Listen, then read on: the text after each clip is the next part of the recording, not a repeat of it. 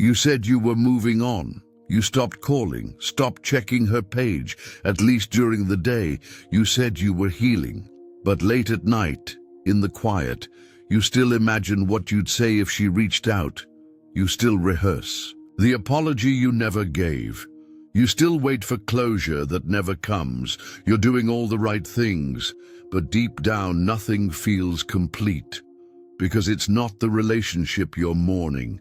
It's the man you got to be inside. You're not missing her. You're missing the feeling of being needed. In this video, we're diving into the quiet space that men so often retreat to after heartbreak.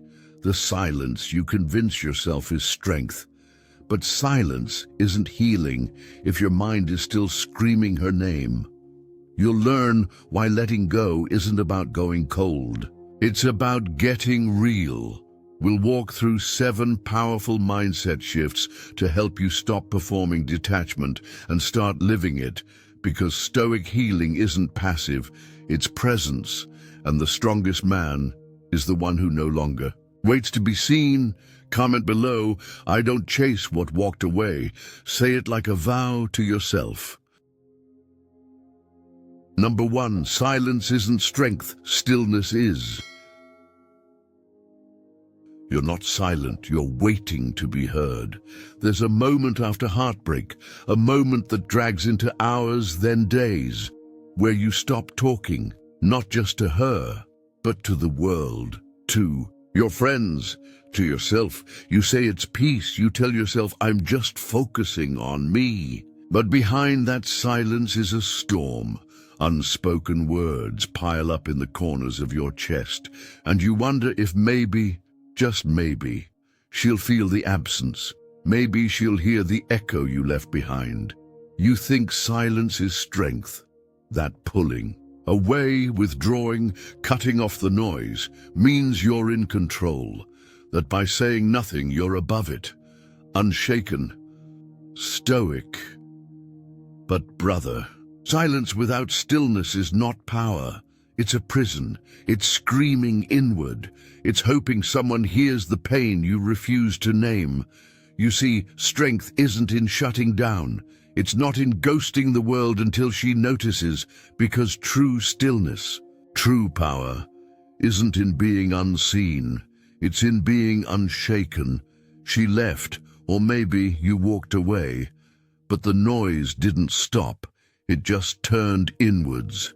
And you sit there scrolling through old photos, holding back the tears you swore you'd never let fall, making up stories where she regrets it, where she comes back, where she finally understands what she lost.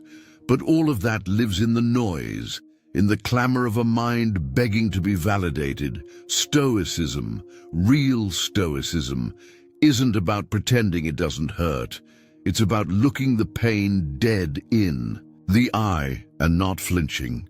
Stillness is the man who lets the ache pass through him without letting it own him. Stillness is presence. Stillness is hearing your own grief, letting it cry out in the night, and staying grounded anyway. You don't owe her your silence, and you don't owe the world your performance. You owe yourself the truth that you are hurting, that you're longing, that you wanted to be chosen, and you weren't. There is no shame in that. The shame lives in pretending that holding it all in makes you powerful. It doesn't. It makes you a hostage to your own denial. Let it burn. Let it wash over you. And when it passes, and it will pass, you'll find what silence can never give you: stillness, that quiet inside you that isn't hoping to be heard, that doesn't need her to come back, that doesn't seek revenge or closure or pity. Only peace. A man at peace is louder than any cry for attention, because he doesn't beg to be seen. He knows who he is, even in the dark. So if you're quiet now, ask yourself, is it because you're strong, or because you're afraid to be witnessed in your weakness? Strength isn't what you show the world, it's what you hold within with nothing to prove. And maybe the most powerful thing you can do right now isn't to stay silent, but to sit still, not waiting for her, but meeting yourself. Number 2, you don't miss her, you miss being needed. This isn't love's, it's identity addiction. Tell me the truth. Is it really her you miss, or is it who you got to be when she was broken? You think you miss the way she laughed, the curve of her smile, the weight of her head resting on your chest. But sit still long enough and you'll realize what you're mourning isn't the woman, it's the role of the savior, the protector, the emotional anchor she clung to when the storms in her head turned into hurricanes. She cried and you held her. She panicked and you steadied. The world, she fell apart and you made yourself whole enough for two. That's who you were. And now you don't know who you are without someone to fix. Brother, hear this. You don't miss her. You miss feeling essential. You miss being the hero in a story that was built on pain. But love, real love, is not a rescue mission. And needing to be needed, that's not intimacy. It's dependency disguised as devotion. There's a part of you that feels worthless now, useless, unseen, because no one is calling at 2 a.m. Sobbing through the phone, because you're no longer the one who gets to save the day. But think, what kind of love needs you broken to feel worthy? What kind of woman only loved you when you were carrying both of your emotional loads? You made yourself indispensable, not because she asked, but because somewhere, long ago, you learned that being loved meant being needed, that your worth as a man was tied to your ability to hold pain that wasn't yours, that if you weren't fixing something, you weren't worth keeping. That belief, that's the wound, that's the real heartbreak, not the woman, not the goodbye, but the collapse of a version of you that only felt valuable when someone else was falling apart. And now, without the chaos, without the constant emergencies, you feel hollow. But that emptiness isn't grief, it's space. Space to meet the man you were before you played hero. Space to rebuild your worth, not on being needed, but on being whole. Stoicism teaches that we are not what happens to us. We are what we choose to become when the storm passes. You've been defining yourself through her brokenness, but that's not love. That's identity addiction, because if your power only exists in relation to her pain, then what do you have when she walks away? You are not her healer. You are not her savior, and you never needed to be. You're a man, whole, grounded, capable of love, but no longer willing to trade your peace for purpose in someone else's chaos. Let her go. Not because you don't care, but because you care enough about yourself to stop mistaking codependency for connection.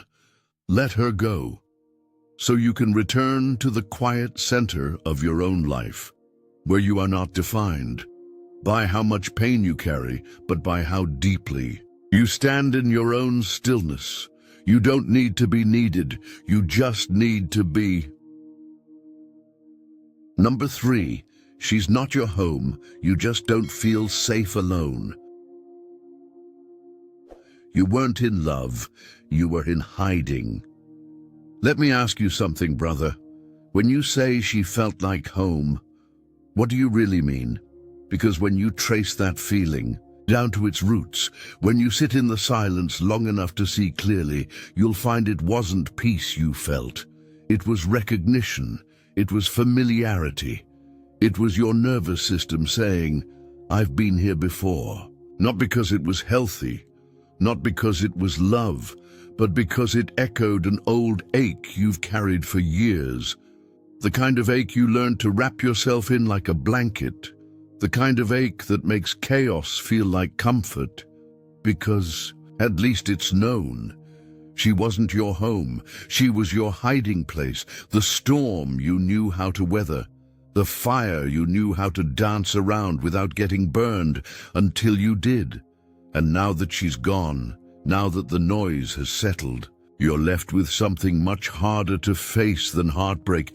You're left with yourself, and that's the truth no one tells you. It wasn't the love that made you feel safe. It was the distraction, the way her problems became your purpose, the way her moods dictated your worth, the way the drama gave you a reason to stay busy, so you never had to sit still and ask, "Who am I?" when no one else is watching. You weren't in love. You were in avoidance. You mistook familiarity for safety because safety within yourself was a foreign concept. You clung to the chaos because silence felt like abandonment. But solitude is not punishment. Stillness is not exile. It is the return. You've spent so long trying to find home in someone else that you forgot what it feels like to simply belong to yourself. It's not your fault. We're raised in a world that tells men their worth lies in what they can protect, fix, or provide. So when a woman walks into your life with open wounds and haunted eyes, you think, this is it, this is where I'm needed, this is love. But that's not love, that's a survival strategy in disguise. That's a little boy in a grown man's body trying to earn affection by solving problems that aren't his too. Carrie, you weren't in love. You were afraid. Afraid of the silence, afraid of the emptiness, afraid that if no one needs you, then maybe you don't matter. But listen, you do. Not because someone says so, not because someone calls you home, but because you are the ground beneath your own feet. You are the roof above your own head. You are not lost. You are not lacking. You're just unlearning the lie that love has to look like survival. So now, in this quiet moment, where there's no hand to hold, no voice to affirm you, no chaos to distract you, you're being asked to do the hardest thing a man can do. Stand still, not because you're stuck, but because you're ready. This pain you're in, it's not the end, it's the beginning. It's the moment the armor cracks and the real man steps forward, not the hero, not the fixer, just you, unhidden. She was never your home. She was a mirror for the parts of you that still needed to feel safe. And now, without her reflection, you finally get to build the kind of home within yourself that doesn't collapse when someone leaves. That's the power of solitude. That's the clarity of stillness. That's the man who's no longer waiting to be saved, because he's no longer running from himself. You weren't in love, you were in hiding, and now you're free. Number 4, you can't heal while hoping she'll notice. You're not evolving, you're auditioning. Be honest. When you say you're healing, who are you healing for? You post the gym selfies. You write about growth, self-love, purpose. You say you're doing the inner work. You meditate, journal, chase discipline. But under it all, in the quiet moments, are you hoping she's watching? Is your transformation a mirror or a message? Because there's a difference between becoming better and becoming bait. There's a difference between healing and rehearsing. You tell yourself this is about you, but deep down, a part of you still imagines the day she stumbles across your progress, sees the man you've become, realizes what she lost, and you hope, God, you hope that she reaches out, that she says, I see it now. I was wrong. I want back in. But that hope, it's a chain, a soft, invisible chain that keeps your growth rooted in her validation. And as long as you're chasing that, you're not free. You're not healing, you're auditioning, you're not evolving, you're performing for an audience that may never come back, for a woman who may never clap, for a love that already left the stage. And that's the trap. You do the work, but not for liberation, for recognition. You want her to regret, you want her to see, but the moment your growth is about being seen, it stops being real, because Stoicism doesn't say, become great so they'll miss you. It says, become free so you no longer need them to. Real healing begins when her attention no longer defines your worth, when your progress isn't a performance, but a path. A quiet, steady path that you walk for no one but yourself. She might never notice. She might never return. And that has to be okay. Because if your peace depends on her witnessing your evolution, then you haven't healed. You've just decorated the cage. This journey, it's not about proving her wrong. It's not about showing her what she missed. It's about finally letting go of the story that says love must return in order for you to be whole. She left. Maybe she hurt you. Maybe you hurt her. Maybe it was mutual. But it ended, and you are still here, still breathing, still becoming, still worthy. The pain she triggered, that's yours now. The healing you seek, that's yours too. But it has to come from within, not from a mirror held in her hands. You can't control what she sees. You can't control who she becomes. All you can control is whether your growth is rooted in truth or performance. The truth is, you don't need her to witness your rise. You need to be the rise without applause, without eyes on you, without proof. That's what makes it real. That's what makes it sacred. So take a deep breath. Put down the script. Step off the stage and walk your path, not for her, not for the past, not for the what if, for you. Because only when you stop performing can you finally begin becoming. Your evolution doesn't need her permission. It only needs your presence. Number 5, her absence isn't what hurts.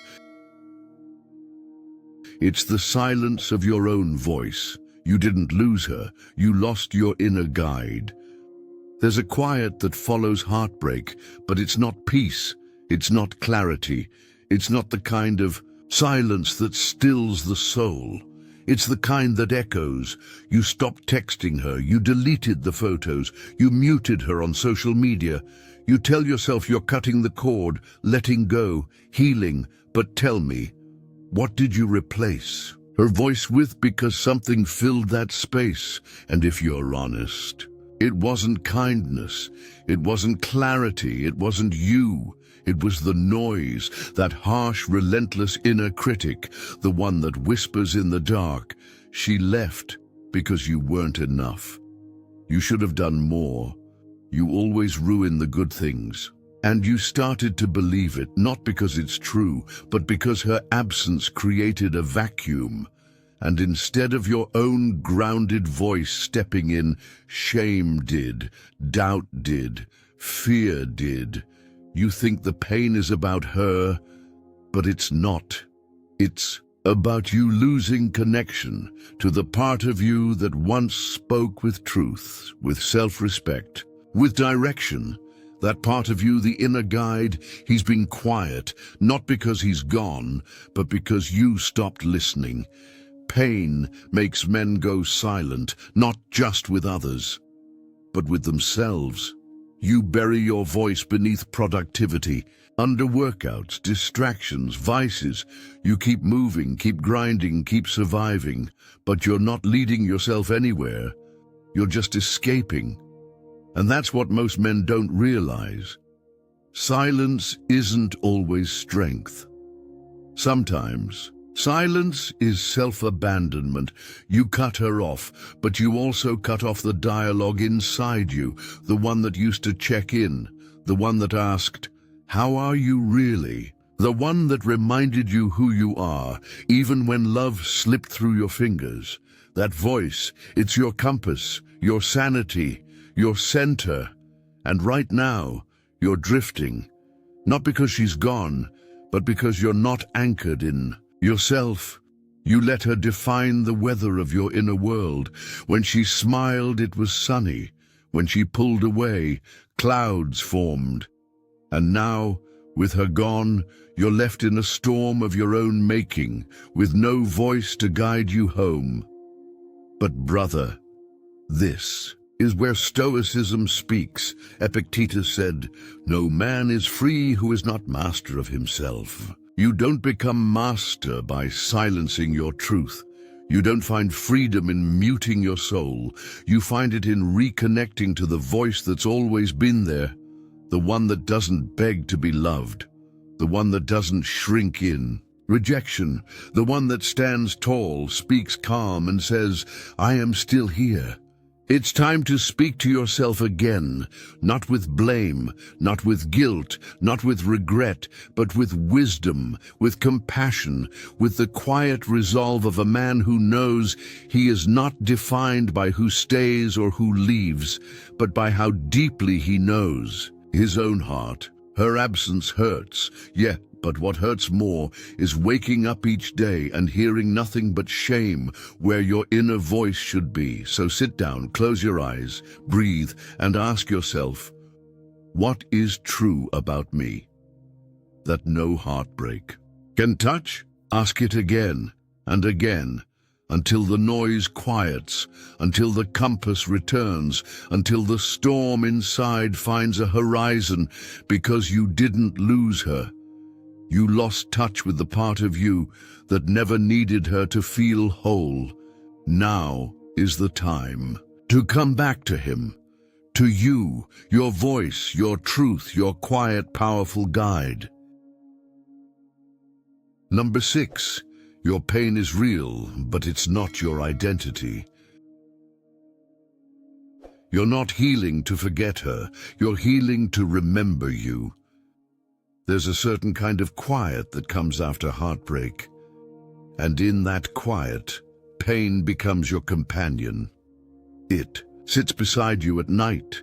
It wakes with you in the morning. It fills the spaces she used to, and slowly, almost without noticing, you begin to wear it like a second skin. You walk differently now. You speak slower. You avoid the places. You used to laugh, because to let yourself feel joy would feel like a betrayal of the ache that reminds you you loved, that you cared, that it mattered.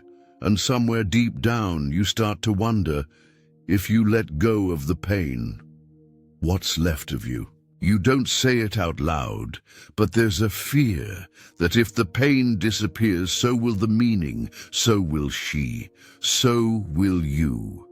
You've clung to the heartbreak, not because you enjoy it, but because it became familiar, it became real. And in the wreckage of losing her, the pain was the only thing that proved you were still here. That's what no one tells you. Sometimes pain becomes identity, not because you're weak, but because when the ground falls out beneath you, you grab whatever you can to feel solid again. And pain has weight. It anchors you. It reminds you that something happened, that it mattered, that it changed you. But here's the truth. Pain is a signal, not a self. It is real. It is valid. But it is not who you are. You are not the one who was left. You are not the one who was betrayed. You are not the broken one, the angry one, the discarded one. Those are moments, chapters, storms that pass through your sky, but they are not your name. And the danger, brother, is when you begin to confuse the storm with the man who walked through it.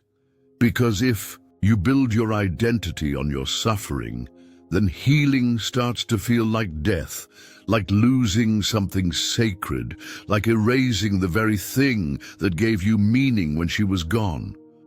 But Stoicism whispers something else, something quieter, something steadier. It says, you are not your pain.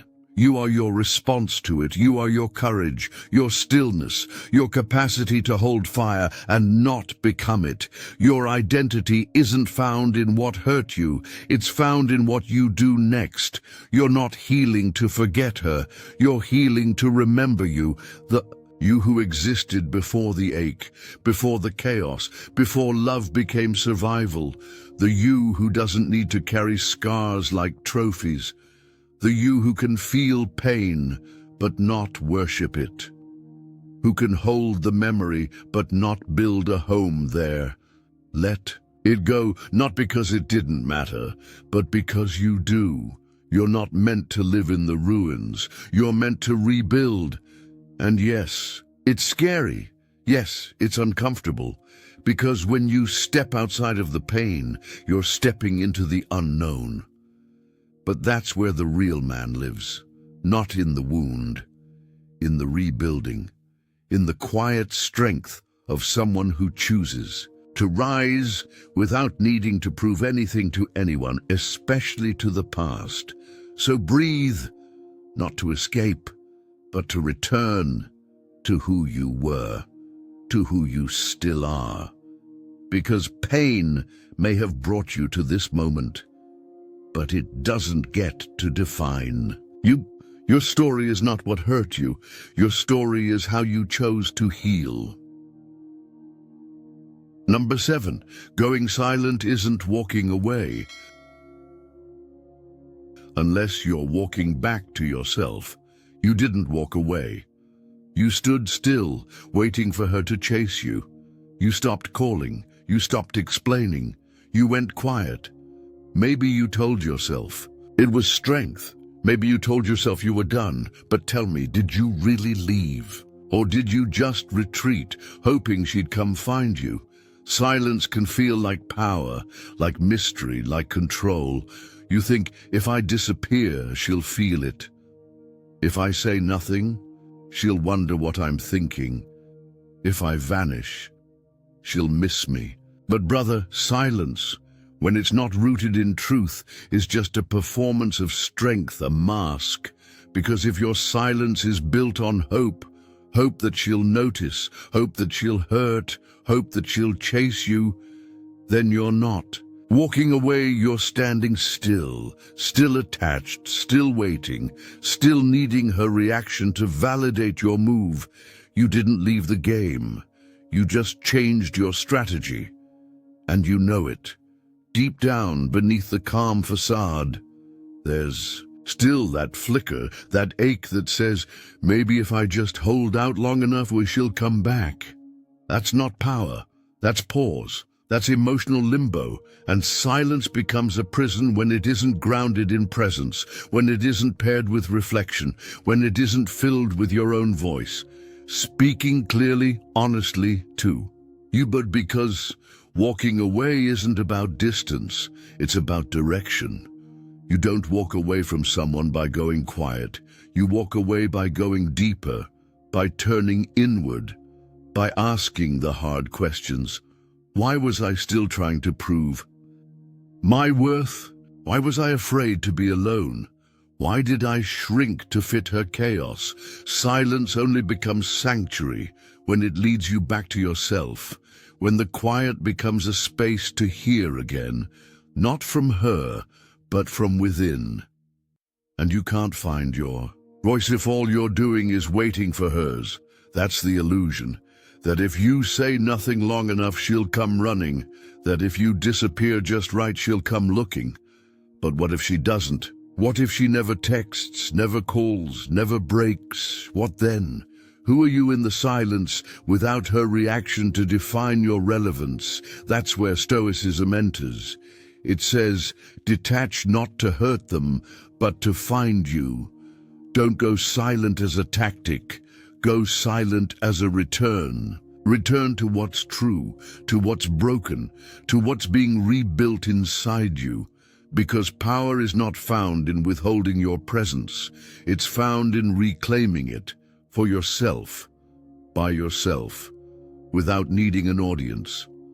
So ask yourself now, not is she missing me, but am I meeting me? Is your silence filled with honesty or just longing dressed as discipline? Is your distance healing you or haunting you? If silence is your tool, use it wisely. Fill it with reflection, fill it with truth, fill it with the sound of your own growth echoing back. Because then, and only then, does it become real movement. Real walking away isn't about absence, it's about presence with yourself. It's the moment you stop waiting for her to chase you and start walking in a direction that no longer includes her, not out of bitterness, but out of clarity. You didn't walk away until you walked back to you, and that is when the healing begins. Now you breathe, not to escape her, but to return to you. You've seen it now. The silence wasn't strength, it was a placeholder. The pain wasn't your identity, it was your teacher, and her absence, it was the mirror that finally, he forced you to look inward. This path, hard as it's been, wasn't about getting her back. It was about getting you back. You let go of chasing closure. You stopped rehearsing revenge. You no longer need her to see you healing because you've stopped performing and started becoming, and becoming isn't loud. It's not for show. It's the quiet decision to no longer betray yourself in the name of love. You've learned the truth every man must face. That peace is not what she gives you.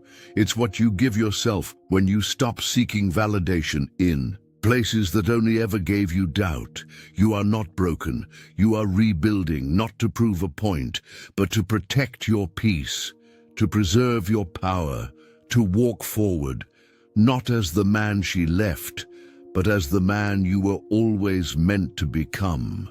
So, say it with clarity, I am not who I used to be. And if this voice speaks to something deep in you, subscribe, not for motivation, but for reminders of the man you never again have to abandon. Stay grounded, stay rising. You're already on your way.